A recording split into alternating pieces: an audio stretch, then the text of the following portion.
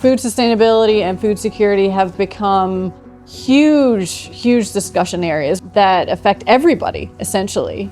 A lot of people want to get back to having more food skills, so they want to know how to garden, they want to know how to cook, they want to be in touch with where their food comes from. They want to know who's growing their food.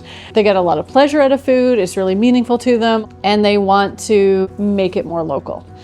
So a big focus for us is helping to localize our food system and to bring people closer to their food. We have a whole series of workshops where we teach people cooking and organic gardening and fermenting their food, storing and preserving and bottling and beekeeping, maple tapping, a huge suite of workshops, which are so popular. It's amazing to see. We have 5 community gardens as well. So people really learn hands-on how to garden small scale using regenerative organic gardening methods. And we're giving people the space, the skills, and reducing the barriers to getting them out to grow their own food.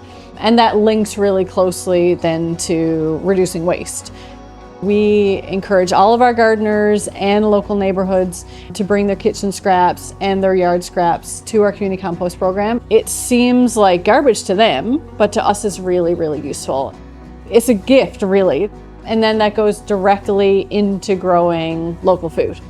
So there's a really nice loop that we can make there. I think it's really good to start seeing, especially organic waste, as not waste at all.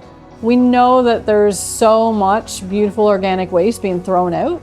And if we just start at a neighborhood scale, we felt like we could really produce, maybe not enough, but at least something to contribute to the community gardens. So the number of our community gardens had also expanded. So we decided we would set up community compost programs at each of those as well. We were able to purchase 10 more bins with the support of MMSB. And we reached out to the community and said, would you like to partner on a compost program? So the organizations that we partner with will host the bins, and then we can help maintain them. So as much as possible, we're trying to expand composting in the city. It's a real win-win for everybody.